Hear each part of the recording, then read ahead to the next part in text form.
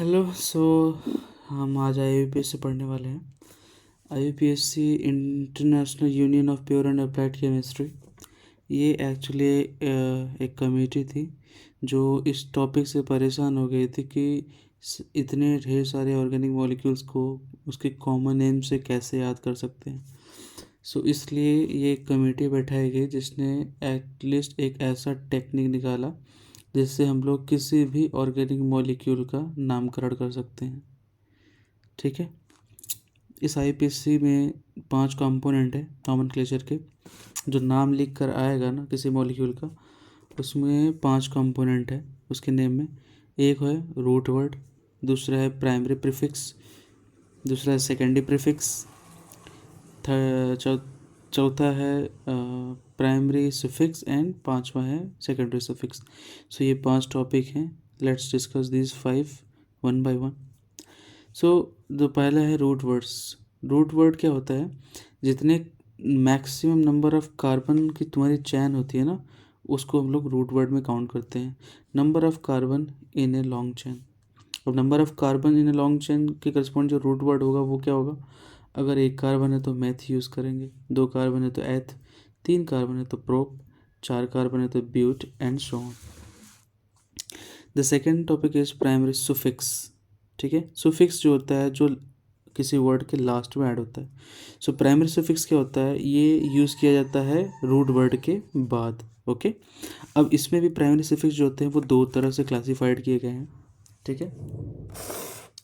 पहला है saturated carbon chain अगर तुम्हारा हो तो, और दूसरा तुम्हारा कार्बन चेन अनसैचुरेटेड हो। अनसैचुरेशन कब आता है? जब उसमें पाई बॉन्ड्स प्रेजेंट होते हैं। ठीक है। और अब पाई बॉन्ड्स तुम्हारा एल्कीन का भी हो सकता है, एल्काइन का भी हो सकता है। ठीक है। अगर पाई बॉन्ड एब्सेंट है तो सैचुरेटेड कार्बन चेन होता है। तो वहाँ पर जो प्राइमरी सुफिक्स होती है वो अल्केन्स के नाम के बेसिस पे ही रखा जाता है। जैसे मीथेन, 1 कार्बन है, 2 कार्बन है तो एथेन, प्रोपेन, ब्यूटेन, इस तरह से। लेकिन अगर अनसैचुरेटेड कार्बन चेन है और उसमें पाई बॉन्ड मतलब अल्कीन है, तो अगर एक एल्कीन रहती है तो वहाँ पर नाम के रूट वर्ड के आगे प्रीफिक्स सुफिक्स मतलब रूट वर्ड के आगे। तो अगर अल्कीन में 1 पाई बॉन्ड होता है तो रूट वर्ड के आगे एक इन ऐड कर देते हैं। ठीक है। और अगर 2 पाई बॉन्ड होता है तो डाई इन कर देते हैं। ऐसे तरह 3 पाई बॉन्ड होता है तो ट्राई इन कर देते हैं सिंपली। साथ ही साथ एल्काइंस के साथ भी वही गेम होता है। एल्काइन में भी अगर 1 पाई बॉन्ड होता है तो तुम्हारे रूट वर्ड के आगे एक ट्रिपल बॉन्ड होता है तो रूट वर्ड के साथ आइन यूज़ करते हैं। 2 पाई ट्रिपल बॉन्ड होता है तो डाई आइन यूज़ करते हैं। ठीक है। ये हो गया तुम्हारा प्राइमरी सफिक्स। अब थर्ड टॉपिक है सेकेंडरी सफिक्स। अब सेकेंडरी सफिक्स क्या होता है? ये कब यूज़ होता है? This is used after primary suffix. ठीक है। जो प्राइमरी सुफिक्स यूज़ किया गया उसके बाद इसको यूज़ करते हैं, और ये बेसिकली यूज़ किया जाता है for the functional groups. Okay. अगर तुम्हारे जो पेरेंट चैन है उसमें कोई फंक्शनल ग्रुप प्रेजेंट है तो उस फंक्शनल ग्रुप्स के करस्पॉन्डिंग कुछ हम लोग सेकेंडरी सुफिक्स वर्ड्स यूज करते हैं। ठीक है। ये आपको याद होने चाहिए। जैसे अगर आपके पेरेंट चैन में OH ग्रुप प्रेजेंट है, ठीक है, तो उसके लिए अगर यूज़ करना सेकेंडरी सुफिक्स तो हम लोग ऑल यूज़ करते हैं। एल्डिहाइड होता है तो अल यूज़ करते हैं। कार्बोनिल ग्रुप होता है तो ओन यूज़ करते हैं। एसिड होता है तो ओइक एसिड। साइनाइड होता है तो नाइट्राइल। एस्टर होता है तो एट। अमाइड होता है तो अमाइड यूज़ करते हैं। एसिड क्लोराइड होता है तो ऑयल हैलाइड। इस तरह से कुछ हम लोग सेकेंडरी सुफिक्स होते हैं। ठीक है। Next topic is primary prefix. अब प्राइमरी प्रीफिक्स क्या होता है? This is use before root words. ठीक है। अब प्रीफिक्स का मतलब क्या होता है? जो आगे ऐड होते हैं। तो हम लोग का जो प्रीफिक्स होगा इसमें क्या होगा? दिस इज, और ये प्राइमरी प्रीफिक्स याद रखना, ये तभी यूज़ करते हैं जब हमारा साइक्लिक सिस्टम होता है। ठीक है। अगर साइक्लिक सिस्टम नहीं होता है तो वहाँ पर प्राइमरी प्रीफिक्स नहीं यूज़ करते हैं, वहाँ पर सेकेंडरी प्रीफिक्स यूज़ करते हैं। वो आगे हम डिस्कस करेंगे। अगर तुम्हारा ये 5 सपोज एक साइक्लो ये 5 नंबर की रिंग है तो यहाँ पर पहले रूट वर्ड क्या होगा? तो नंबर ऑफ कार्बन काउंट कर लो। ये 1 हो गया, ये 2 हो गया, ये 3 हो गया, ये 4 हो गया, ये 5 हो गया। तो नंबर ऑफ कार्बन तुम्हारा 5 हो गया। और अब 5 के लिए जो रूट वर्ड होता है वो यूज़ करते हैं पेंट। ठीक है। और इसमें कोई पाई बॉन्ड नहीं है तो सिफिक्स क्या यूज़ करेंगे? एन। क्यों? क्योंकि अगर पाई बॉन्ड नहीं है तो वो किस प्राइमरी सफिक्स में आ जाता है, और प्राइमरी सफिक्स में अगर सैचुरेटेड होता है तो नाम के आगे एन यूज़ करते हैं, ठीक है, नाम के लास्ट में। सो दैट्स वाई इसका नाम पेंट प्लस एन हो जाएगा। अब यहाँ पर देखो एक साइक्लिक सिस्टम है, तो यहाँ पर एक वर्ड यूज़ करते हैं साइक्लो, तो इसका नाम हो जाएगा cyclopentane. Okay, similarly secondary prefix क्या होता है, हाँ ये इंपॉर्टेंट है। सेकेंडरी प्रीफिक्स तब यूज़ करते हैं, this is use before primary prefix.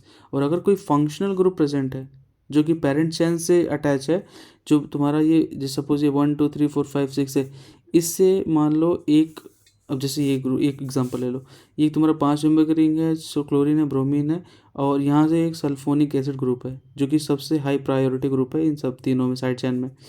तो नंबरिंग हमेशा हाई प्रायोरिटी से स्टार्ट करेंगे, तो यहाँ से 1 2 3 4 5 हो गया।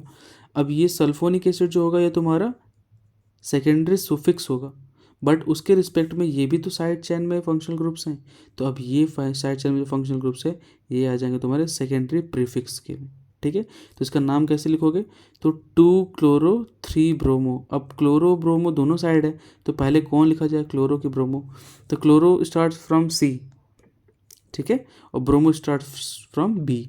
सो बी अल्फ़ाबेट से पहले आता है, इसलिए नॉमेनक्लेचर जब लिखेंगे तो 3 ब्रोमो से स्टार्ट करेंगे, ठीक है। 3 ब्रोमो, थर्ड पोजीशन ब्रोमो, फिर 2 क्लोरो, फिर साइक्लोपेंटेन, सल्फोनिक एसिड, ठीक है। ये सेकेंडरी प्रीफिक्स हो गया तुम्हारा chloro bromo. Cyclo primary prefix हो गया। पेंट, पेंट तुम्हारा आ जाएगा, रूट वर्ड एन है, क्योंकि कोई पाई बॉन्ड नहीं है इसलिए प्राइमरी सुफिक्स हो जाएगा, और फिर लास्ट में functional group suffix, secondary suffix, ठीक है। यहाँ पर तुम्हारी ये 5 बेसिक टर्मिनोलॉजीज हो गए जहाँ से तुम नॉमेनक्लेचर नॉर्मल प्रेडिक्ट कर सकते हो। अब पार्ट 2 आता है आईयूपीएसी ऑफ ब्रांच एल्केन्स। अब ब्रांच एल्केन्स में जो होता है उसके लिए क्या करना पड़ता है, सबसे पहली बात तो हम लोग को जो पेरेंट चेन फाइंड करना होता है वो सबसे लॉन्गेस्ट पॉसिबल पेरेंट चेन होना चाहिए, ठीक है। अब सपोज ये एग्जांपल है, ये एक मॉलिक्यूल ड्रॉ है, अब यहाँ से तुम काउंटिंग कर सकते हो, ये 1 2 3 4 5 6 4 4 5 6 7, बहुत सारी पॉसिबिलिटी है, ये यहाँ से भी पॉसिबिलिटी है, लेकिन आप जितने भी तरह से कर लो सबसे ज़्यादा नंबर ऑफ़ कार्बन आपके पेरेंट चेन में आने चाहिए। वो पॉसिबिलिटी किस में है, यहाँ से 1 2 3 4 5 6 7 कार्बन आ गया, ठीक है। तो इसलिए नंबरिंग इधर यहाँ से करेंगे या तो इधर से यहाँ करेंगे। आगे बताएंगे कि साइड चेन, पेरेंट चेन की काउंटिंग में साइड चेन जहाँ से पहले आता है, फर्स्ट आता है, वहाँ उस साइड से नंबरिंग स्टार्ट करते हैं। अब जैसे 1 2 3 चौथे पोजीशन पे इथाइल और मिथाइल, 2 साइड चेन आ गया, 1 2 3 4, यहाँ से भी फोर्थ पोजीशन से इथाइल मिथाइल आ गया। तो इस केस में, इस क्वेश्चन में आप चाहे यहाँ से काउंट कर लो तो भी सही है, यहाँ से काउंट करो तो भी सही है, ठीक है। Hope you understand. नेक्स्ट आते हैं अब स्टेप 2। अब ये तो बता ही दिया मैंने तुम्हें कि स्टेप 2 क्या होता है, start counting from that side where side chain come first, ये मैंने डिस्कस कर लिया आपसे।